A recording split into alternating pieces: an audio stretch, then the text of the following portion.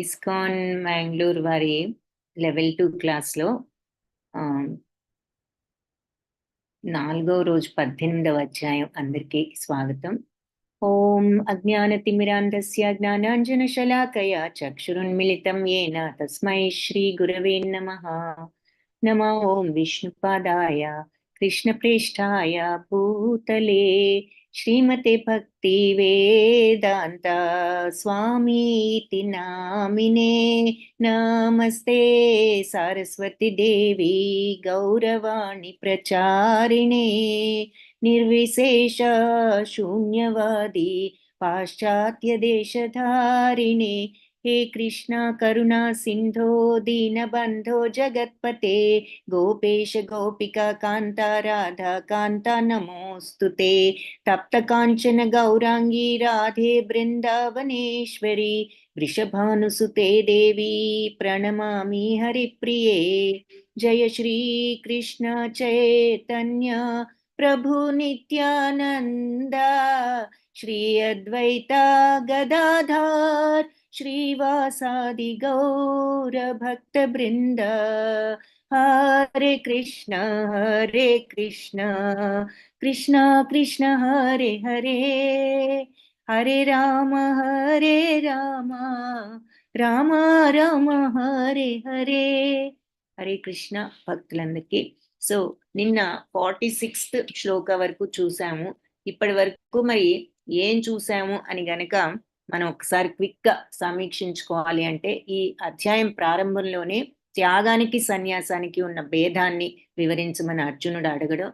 అయితే భగవంతుడేమో మరి కవులు పండితులంతా కూడా మన కోరికలు తీర్చుకునే పనులను వదిలేస్తే అది త్యాగమని, మరి అది సన్యాసం అని, అన్ని కర్మల యొక్క ఫలితాలను వదులుకుంటే అది త్యాగమని పండితులు చెప్పారు. అయితే ఏ పనులైతే దోషమైనవో ఆ దోషమైన పనులను అన్నిటినీ కూడా వదిలిపెట్టాలని ఈ పండితులు చెప్పారు. కానీ యజ్ఞము దానము తపస్సు అనే కర్మల్ని మాత్రం ఎప్పుడూ వదిలిపెట్టకూడదని పండితులు చెప్పారు అని చెప్పి, ఇప్పుడు నా నిర్ణయం ఏమిటో విను. కర్మ త్యాగ విషయంలో నేను చెప్పబోయేది ఏమిటి అంటే 3 రకాలు. అది సత్వగుణ త్యాగం, రజోగుణ త్యాగం, తమోగుణ త్యాగం అని చెప్పి, అందులో సత్వగుణ త్యాగం కర్తవ్యంతో నీ పనులు నువ్వు చేస్తూ నువ్వు అటాచ్మెంట్ ని, ఫలితం మీద ఆసక్తిని వదులుకుంటే అది సత్వగుణ త్యాగం. మరి అలా కాకుండా మోహంతో నువ్వు మొత్తం పనిలే చేయకుండా మొత్తం పన్నే గనక నువ్వు వదిలేసి త్యాగం చేస్తే అది తమోగుణ త్యాగం. అలా కాకుండా ఇంకా రజోగుణం ఏమిటి, నువ్వు కష్టంగా ఉందనుకున్న పనులు వదిలేయడం, శరీరం కష్టపడిపోతుందిలే ఎవరు చేస్తారని అలాంటి ఉద్దేశంతో పని మానేస్తే అది రజోగుణ త్యాగం అంటూ ఆ త్యాగాన్ని వివరించారు. ఆ తర్వాత మరి విద్యుక్త ధర్మంతో సంగత్వం లేకుండా ప్రతిఫలాపేక్ష లేకుండా చేస్తే సత్వగుణ త్యాగం అని చెప్పి చూసాం. అయితే మనిషికి ఈ పనులన్నీ వదులుకోవడం సాధ్యం కాదు, కానీ కర్మ ఫలాలను వదులుకున్నవాడు నిజమైన త్యాగి. పనులను వదులుకుని ఎవరు ఉండలేరు, ఏదో ఒక పని చేస్తూనే ఉండాలి. కానీ కర్మ ఫలితాలను వదులుకుంటే అది నిజమైన త్యాగం అని చెప్పేసి చెప్పడం జరిగింది. తర్వాత మనం జ్ఞానంలో సత్వగుణ జ్ఞానం ఏమిటి, రజోగుణ జ్ఞానం ఏమిటి, తమోగుణ జ్ఞానం ఏమిటో చూసాం. అందరినీ గనక అందరిలో ఉన్న ఆత్మ ఒక్కటే అని చూడగలిగిన జ్ఞానం సత్వజ్ఞానం. అందరూ విభిన్నంగా ఉన్నారు అని చెప్పేసి చూసేటటువంటి, అందరూ డిఫరెంట్, అందరిలో ఉన్న పరమాత్మ ఒక్కడే అని కాకుండా అందరూ వేరు వేరు ప్రతిరూపాలని, నార్మల్ గా మనందరం అదే మెంటాలిటీతో ఉంటాము, అది రజోగుణ జ్ఞానం అన్నారు. తమోగుణ జ్ఞానం సత్యాన్ని అసత్యం అని, అసత్యాన్ని సత్యం అనుకుంటూ వాళ్ళు ఎప్పుడు తప్పు పనుల్లోనే ఉండే జ్ఞానం. మరి అది తమోగుణ జ్ఞానం అని చెప్పి మనం అది చూసాం. కర్మ ఎలా ఉంటుంది, సత్వగుణ కర్మ, రజోగుణ కర్మ, కర్త చేసేవాడు ఎలా ఉంటాడు, ఇవి అన్ని నిన్న మనం చూడటం జరిగింది. సో ఇప్పుడు 46th శ్లోక. సో 45th లో నిన్న ఏం చూసామంటే, మనిషి గుణానికి సంబంధించిన కర్మను చేయడం ద్వారా పూర్ణత్వాన్ని పొందుతాడు, తన గుణాన్ని బట్టి చేయాలి. మరి చూసాం కదా, ఎవరి గుణాలను బట్టి దానిని బట్టి వాళ్ళ యొక్క పని ఏమిటనేది నిర్ణయించాం. ఏది బ్రాహ్మణ గుణాలు ఉన్నప్పుడు బ్రాహ్మణులు. హరే కృష్ణ మాతాజీ, నేను క్లాస్ లో ఉన్నాను, మళ్ళీ మాట్లాడతా మాతాజీ. ఓకే మాతాజీ. హరే కృష్ణ మాతాజీ. హరే కృష్ణ. క్షమించండి. సో, ఆహ్, అలా సత్వగుణం ఉన్నవాళ్ళు బ్రాహ్మణులు వాళ్ళ గుణాలు చూసాము. అలాగే క్షత్రియుల నాయకత్వ గుణాలు, వాళ్ళ ధైర్యము ఇవన్నీ గూడా ధృతి ఇవన్నీ ఉన్నప్పుడు క్షత్రియుడిగా వాళ్ళు ఉపయోగపడతారు. అలాగే మరి వ్యాపార దక్షత ఉన్నవాళ్ళు వైశ్యులుగాను, పనులు చేయడంలో నేర్పరితనం ఉన్నవాళ్ళు శూద్రులుగాను అని చెప్పి మనం నిన్న చూసాము. సో, ఎవరి గుణాలకు సంబంధించిన కర్మ చేయడం ద్వారా పూర్ణత్వాన్ని పొందొచ్చు. అంటే మన యొక్క స్వభావాన్ని బట్టి మనం ఏ పని చేస్తామో, అది సరిగ్గా చేసినప్పుడు సవ్యంగా కర్మ ఎలా చేయాలి? ప్రతిఫలాపేక్ష లేకుండా మన బాధ్యత అనుకుని, కరెక్ట్‌గా మన పనిని మనం చేస్తూనే పూర్ణత్వాన్ని పొందొచ్చు అంటున్నారు. ఎక్కడో ఇంకా వేరే ఏమి చేయక్కర్లేదు. మనిషి గుణానికి సంబంధించిన కర్మను చేయడం ద్వారా పూర్ణత్వాన్ని పొందగలడు. ఇది ఏ విధంగా చేయొచ్చో ఇప్పుడు నా నుంచి విను చెప్తాను అని అంటున్నారు. సో చూద్దాం. నిన్న మనం ఈ శ్లోకం దగ్గర ఆపాం. యతః ప్రవృత్తిర్భూతానాం येन సర్వమిదం తతం స్వకర్మణా తమభ్యర్చ్య సిద్ధిం విందతి మానవః. అన్ని జీవులకు కారణమైన వాడు, సర్వత్రా వ్యాపించి ఉన్నవాడైన భగవంతుణ్ణి అర్చిస్తూ తన విద్యుక్త కర్మని ఒనరించడం ద్వారా, తన బాధ్యతను తను నిర్వర్తించడం ద్వారా మనిషి పూర్ణత్వాన్ని పొందుతాడు. సో, చాలా సింపుల్‌గా ఉంది. ఆచరించడం మరి ఎంత సింపులో మనమే ఆలోచించుకోవాలి. అయితే ఇక్కడ 2 పాయింట్స్ చెప్పారు. ఏంటి ఫస్ట్ పాయింట్, అన్ని జీవులకు కారణమైన వాడు, సర్వత్రా వ్యాపించిన వాడైన భగవంతుణ్ణి ఆరాధిస్తూ, రెండవది తన విద్యుక్త ధర్మాన్ని అంటే తన బాధ్యతని, తన రెస్పాన్సిబిలిటీని, తన డ్యూటీస్‌ని చేసేవాడు పూర్ణత్వాన్ని పొందుతాడు. ఆ డ్యూటీ ఎలా చేయాలో మనకు చెప్పారు. ఏది? మనం ప్రతిఫలాసక్తి లేకుండా నా డ్యూటీ అనుకుంటూ రాగద్వేషాల్ని, అటాచ్‌మెంట్స్ వదులుకొని మనం పని ఇది నా బాధ్యత అంతవరకు ఉండి రాగద్వేషాలను వదిలిపెట్టినప్పుడు అది సత్వగుణ కర్మ అని చెప్పారు. సో, ఆ రకంగా ఎవరైనా సరే భగవంతుడి మీద భక్తితో ఈ రకంగా వాళ్ళ బాధ్యతలను వాళ్ళు నిర్వర్తిస్తే మనిషి పూర్ణత్వాన్ని పొందుతాడు అని చెప్పి ఇక్కడ భగవంతుడు చెప్తున్నారనమాట. సో, 15th చాప్టర్‌లో గూడా జీవులందరూ గూడా భగవంతుడి అంశ అని చెప్పారు గదా! మరి ఏ ఏ ఆ రకంగా ఆయన అందరికీ గూడా ఆదిదేవుడు. అందరికీ కూడా ఆయనే అంశ కాబట్టి. జన్మాద్యస్య యతః అనే వేదాంత సూత్రంలో గూడా ఈ విషయం నిర్ధారితమైంది.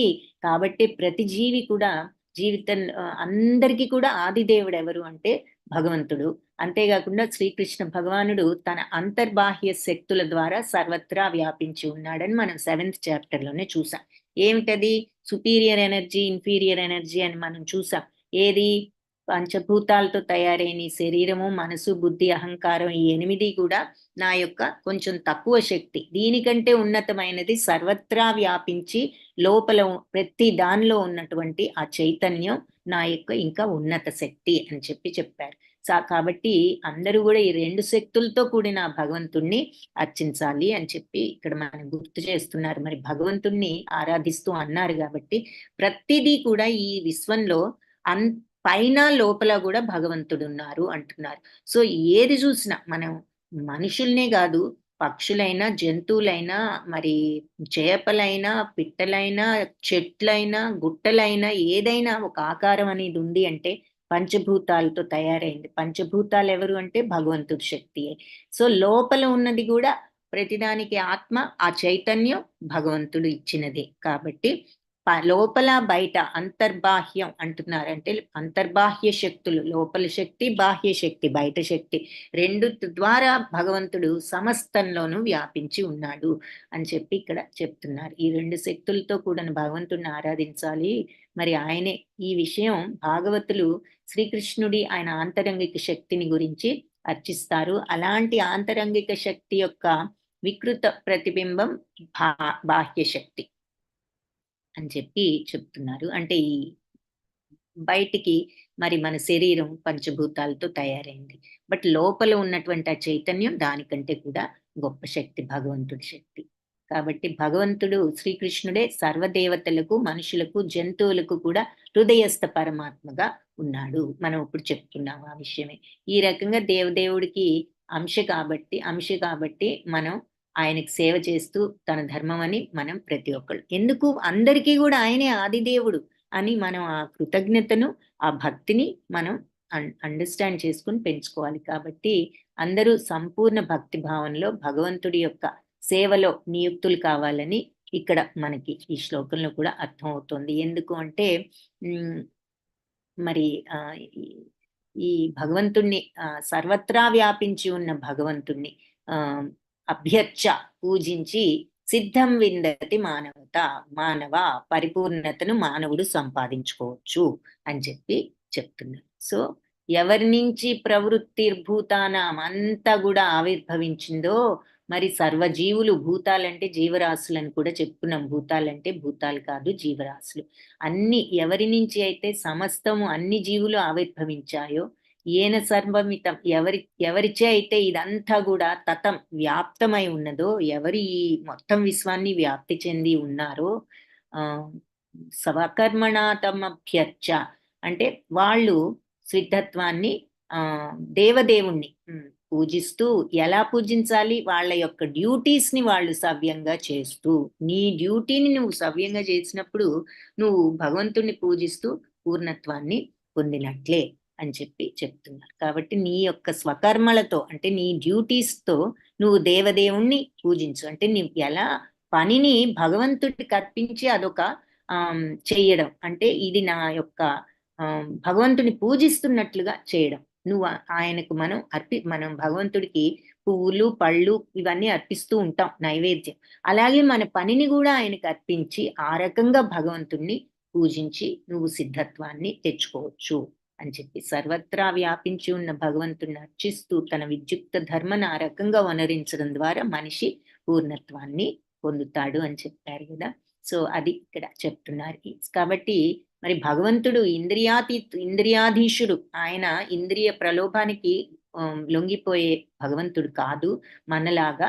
కాబట్టి ఒక విద్యుక్త కర్మల యందే నిలిచి ఉన్నామని ప్రతి ఒక్కరూ భావించాలి. ఏమని? ఇంద్రియాధీశుడైన భగవంతుడితో ఆ భగవంతుడి దయ వలన మనం ఈ పనిలో పాల్గొన్నాము అన్నది మనం తెలుసుకోవాలి. సో, ప్రతి పని గూడా భగవంతుడి యొక్క కృపతో మనకి డ్యూటీలో మనం ఉన్నాము అంటే భగవంతుడే మనల్ని డ్యూటీలో పెట్టారు అని చెప్తున్నారు. పిదప తాము నియుక్తులై ఉన్న కర్మ ద్వారా లభించిన ఫలాలతో దేవదేవుణ్ణి అర్చించాలి. సో, ఆ కర్మ ఫలాలు భగవంతుడికి అర్పించాలని దీని అర్థం అన్నమాట. మనం చేసే కర్మ ఆయనకు అర్పించి ఆ ఫలితాలను ఆ రకంగా ఆయన్ని మనం అర్చిస్తున్నాం.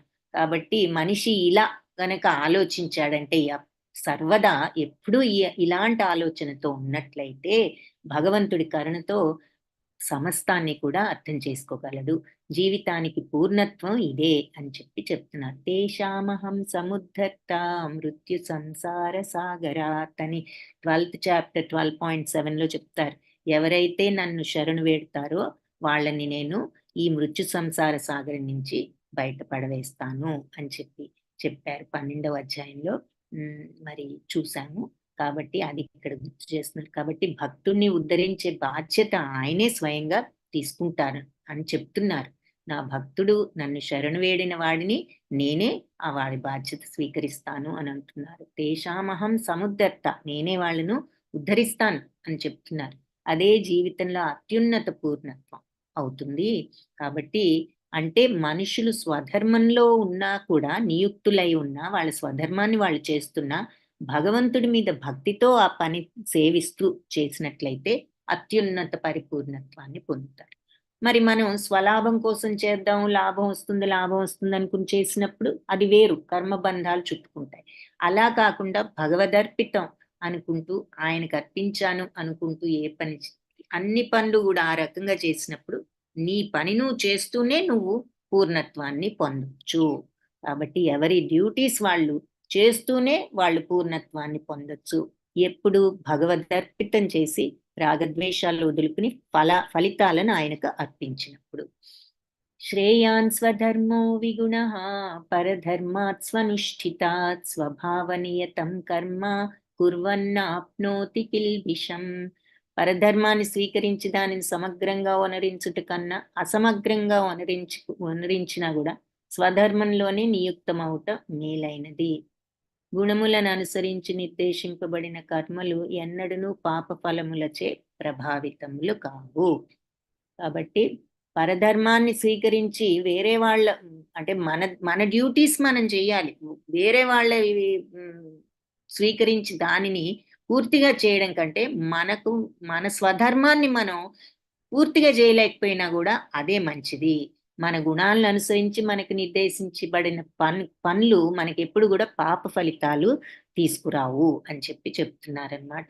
కాబట్టి స్వధర్మాచరణమే భగవద్గీతలో ఉపదేశించారు. మన డ్యూటీస్ మనం జేయాలి. వేరే వాళ్ళ డ్యూటీలు చేయడం గాదు. మన డ్యూటీ ఏమిటో అది ముందు చేయాలి.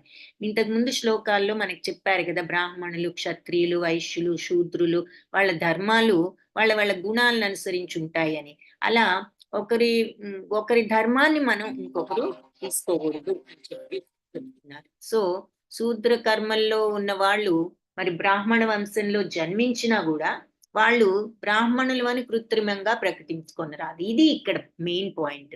సో, మనము నార్మల్‌గా మరి ఈ రోజున ఏమనుకుంటున్నాం, వీళ్ళు పలానా ఇంట్లో పుట్టారు. సో, వాళ్ళు బ్రాహ్మణ్. సో, పుట్టుక వలన రాదు అని చెప్పి ఇక్కడ మళ్ళీ భాష్యంలో మనకి వివరిస్తున్నారనమాట. పుట్టుకతో గాదు, వాళ్ళ యొక్క గుణాలను బట్టి ఉంటుంది. కాబట్టి ఎవరికైతే పనుల మీద ఆసక్తి ఉందో వాళ్ళు బ్రాహ్మణ వంశంలో ఉన్నా గూడా వాళ్ళు బ్రాహ్మణులు అని చెప్పుకోవటంలో ఉపయోగం లేదంటున్నారు. ఎందుకంటే వాళ్ళ గుణాలను అనుసరించి పనులు జేయాలి. అందుకే మనం చూస్తూ ఉంటాం గదా! కొంతమంది మరి బ్రాహ్మణ కుటుంబంలో పుట్టిన వాళ్లకు వ్యాపారం మీద ఇంట్రెస్ట్ ఉంటుంది. ఆ వ్యాపారం అప్పుడు వాళ్ళు బ్రాహ్మణులమే మనం ఇందులోనే ఉండాలి, వ్యాపారం చేయగూడదు అనుకుంటే ఇంక వాళ్ళు ఎలా సక్సెస్‌ఫుల్ అవుతారు? కాబట్టి వాళ్ళకి దేని మీద గుణం ఉందో వాళ్ళ యొక్క గుణాన్ని బట్టి వాళ్ళు ఆ పని చేయాలి.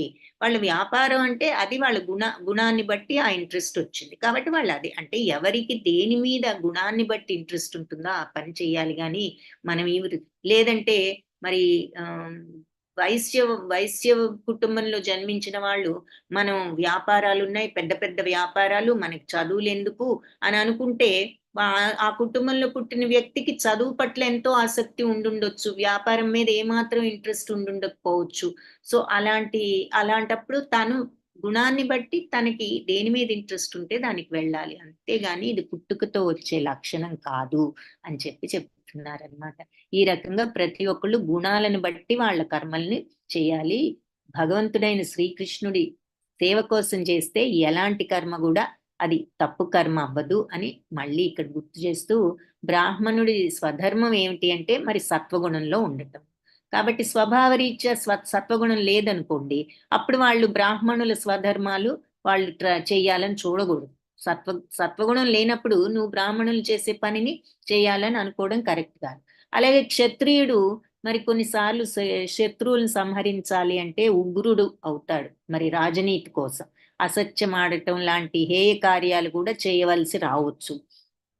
అలాంటి రాచకార్యాలు, అటువంటి హింస, కుటిలత్వాలతో కూడుకుని ఉన్నను క్షత్రియుడైన వాడు తన స్వధర్మాలను విడిచి బ్రాహ్మణ ధర్మాన్ని నిర్వహించడానికి ప్రయత్నించరాదు.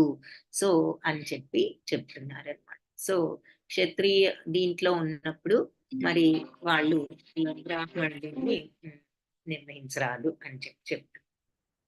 హరే కృష్ణ మాతాజీ, స్క్రీన్ షేరింగ్ రావట్లేదు.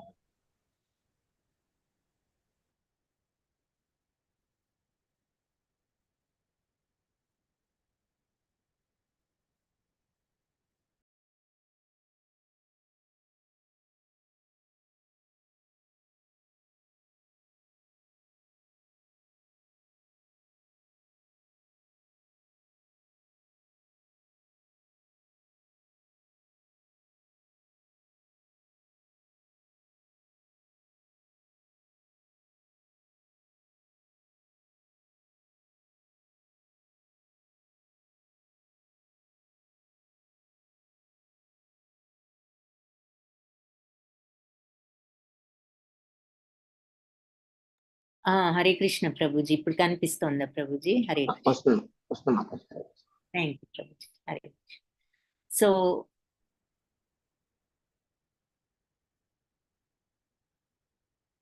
ఇక్కడ స్వధర్మాన్ని ఆచరించడం మన ధర్మం.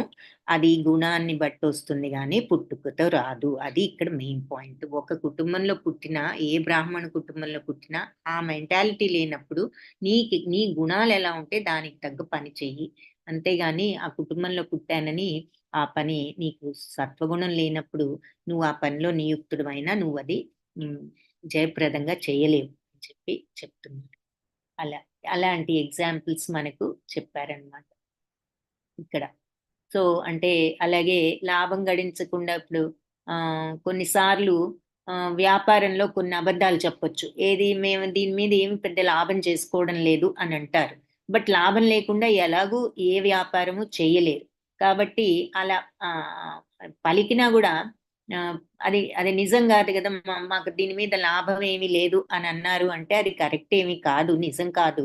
కానీ అక్కడ అతను వ్యాపారం చేసుకున్నప్పుడు తప్పనిసరిగా అబద్ధం చెప్పవలసి వృత్తి ధర్మం ప్రకారం అది ఉంది గాబట్టి అని కొంతమంది ఇలా అబద్ధం చెప్పాల్సొస్తుందని అది వదిలేసి మేము బ్రాహ్మణ ధర్మాన్ని స్వీకరిస్తాము అని వైశ్యులు అనటం గూడా కరెక్ట్ గాదు అని అంటున్నారు. అది ఉపదేశింపబడలేదు.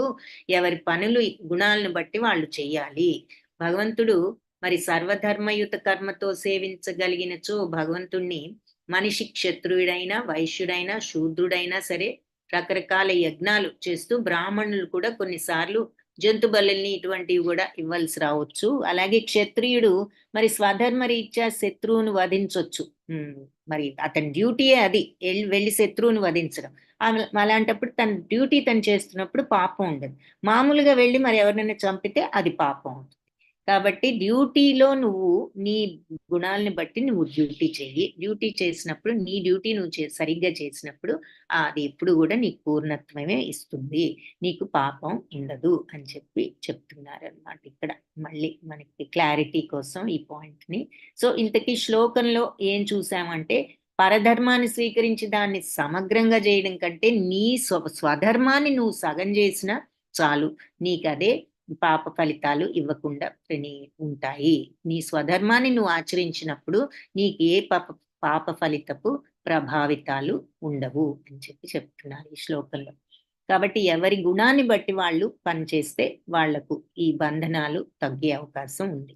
సహజం కర్మ కౌంతేయ సదోషమపి న త్యజేత్ సర్వారంభా హి దోషేణ ధూమేనాగ్ని రివావృతాః.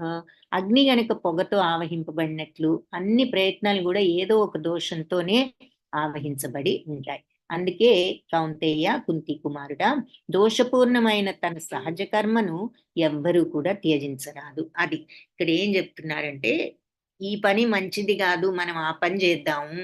ఇక్కడ ఏదో మనం వ్యాపారం అంటే ఇందులో మోసాలు జేయాల్సొస్తుంది. పాపం వస్తుందేమో అందుకని బ్రాహ్మణ వృత్తో చేసుకుంటే అది మంచి పనులవన్నీను మనకి పుణ్యం వస్తుంది. పాపం అంటదనుకుని అటు వెళ్ళాడే అనుకో చేయలేని వాడు, ఆ గుణం లేనివాడు. అది కరెక్ట్ కాదని ఇందాక చెప్పారు.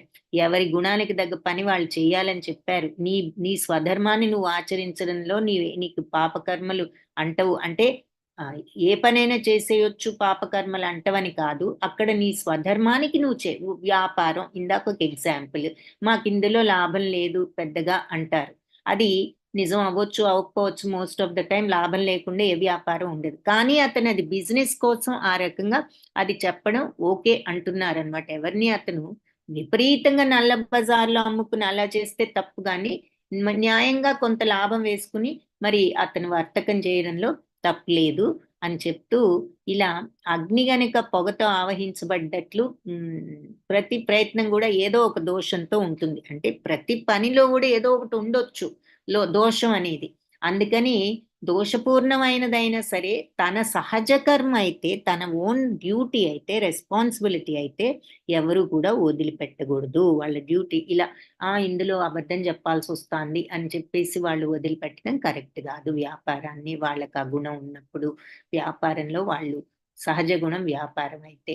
అలాగే మరి క్షత్రియుడు యుద్ధానికి వెళ్తే మనుషుల్ని చంపాల్సి వస్తుందేమో వద్దు అని అలా అనుకోకూడదు. క్షత్రియ గుణం ఉన్నప్పుడు అతను దానికి సూట్ అయ్యే గుణం కాబట్టి తన బాధ్యత ఏంటంటే మరి దేశాన్ని రక్షించడం కాబట్టి అక్కడ అతనది చేయక తప్పదు అవసరమైతే. కాబట్టి అప్పుడు తప్పనేది ఉండదు. కాబట్టి దోషపూర్ణమైనదైనా అక్కడ ఏదైనా తప్పున్నా గూడా అంటే మనిషిని చంపడం మరి తప్పే. కానీ అక్కడ ఎందుకు చంపాల్సొస్తాంది? తనది యొక్క డ్యూటీ మరి దేశ సంరక్షణ కోసం అక్కడ పెట్టారు. తన బాధ్యత అది కాబట్టి చేస్తున్నాడు. కాబట్టి దోషపూర్ణమైనదైనా కూడా నీ డ్యూటీ అయితే నువ్వు దానిని త్యజించరాదు. సో, ఇలా అయితే ఎవరో ఒకళ్ళు మనుషులు వేరే వాళ్ళని వెళ్లి వాళ్ళ డ్యూటీ చంపడమే వాళ్ళ డ్యూటీ అని చంపేయొచ్చా అంటే అది గాదు కరెక్ట్. అది నువ్వు తప్పు పని చేస్తున్నావు. నీ కర్మే రాంగ్ అక్కడ. ఇది ఏంటి నువ్వు దేశాన్ని సంరక్షించడానికి నువ్వు ఈ యుద్ధం చేస్తున్నావు. అంతేగాని వేరే కామ్య కర్మల కోసం ఎవరినో ఏదో ప్రయోజనం కోసం చంపడం చేసినప్పుడు అది ఇది ఒకటి కాదు. కాబట్టి దోషపూర్ణమైన కర్మను ఎవరు సహజ కర్మ అయితే దానిని వదిలిపెట్టకూడదు అని చెప్తున్నారు. సో, బద్ధ జీవితంలో అన్ని కర్మలు కూడా త్రిగుణాలచే ప్రభావితమై ఉంటాయి. మరి అన్ని కర్మలకి ఈ సత్వరజస్తమో గుణాలే ప్రేరణ. అవే మనల్ని పనులు చేయిస్తూ ఉంటాయి. తోలుబొమ్మలాటలు ఆడిస్తూ ఉంటాయని మనం చూసాం 18 డేస్ క్లాస్‌లో. కాబట్టి బ్రాహ్మణుడు ఈ జంతువధ తప్పనిసరై ఉండే కొన్ని యజ్ఞాలు చేస్తూ ఉంటాడు కొన్నిసార్లు.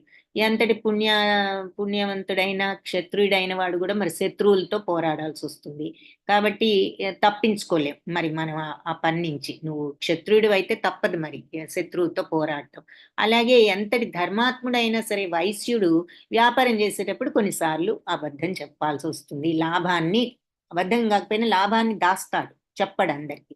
కాబట్టి తప్పనిసరి. వీటినెవరు గూడా మరి వీటిని వదలాలంటే కుదరదు మరి. అదే విధంగా శూద్రుడు గూడా ఒక దుష్ట యజమాన్ని సేవించాల్సొస్తే అది చేయడానికి పనైనా సరే యజమాని ఆజ్ఞ ప్రకారం చేయాల్సి రావచ్చు.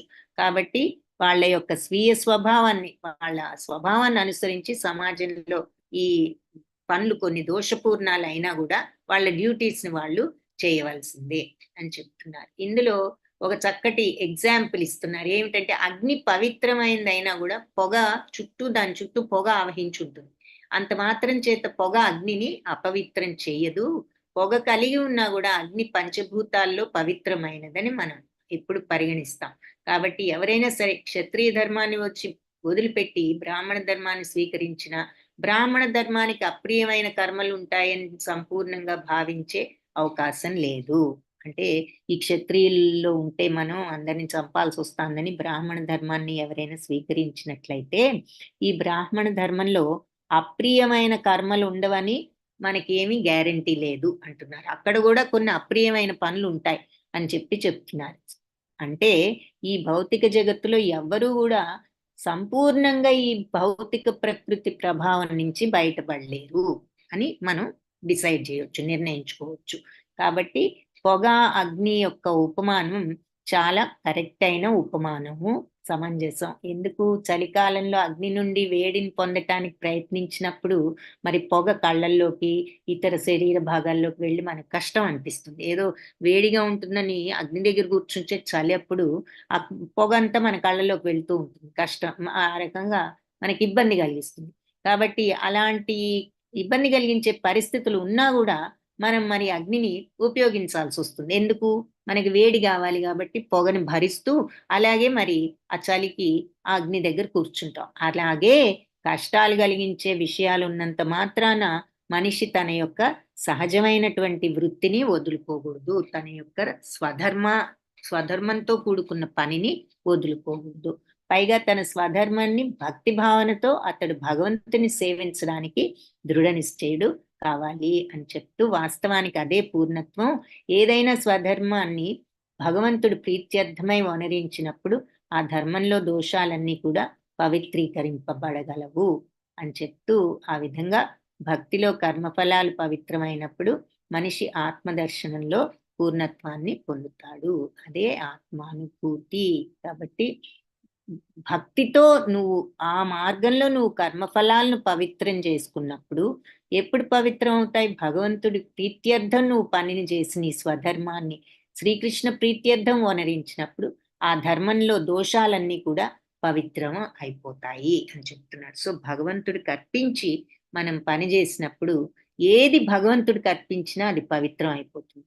మనం అందుకే భోజనం కూడా భగవంతుడికి అర్పించాలి. మరి ఎందుకంటే భోజనం ఆహారంలో ఎన్నో కొన్ని దోషాలు ఉంటాయి. 3 రకాల దోషాలు అంటూ ఉంటారు. ఒకటి పాత్రల దోషం. శుభ్రంగా లేకపోవచ్చు. మనం వాడే గిన్నెలలో మురికి ఉండొచ్చు.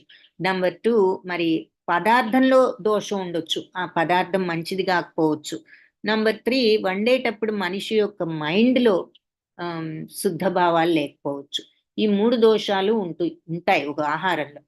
భగవంతుడికి అర్పిస్తే ఎలాంటిదైనా కూడా పవిత్రీకరణ అవుతుంది. అలా అని భగవంతుడికి పిచ్చివన్నీ అర్పించొచ్చా అని కాదు. మనం తెలియక చేస్తున్నాం.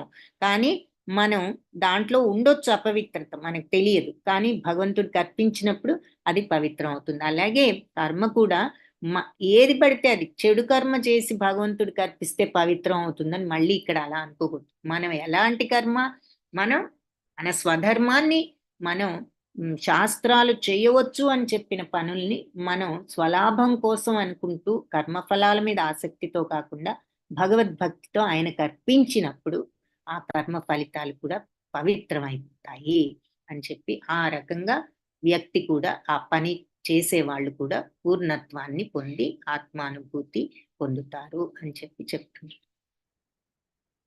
సో ఐ థింక్ ఇక్కడికి ఈరోజు ఆపుదాము.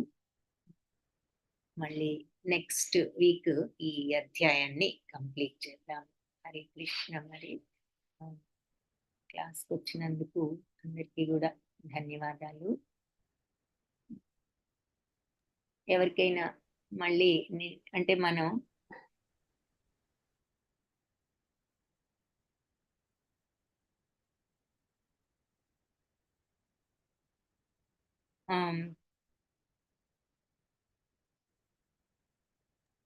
క్వశ్చన్స్ ఏదైనా ఉంటే అడగండి.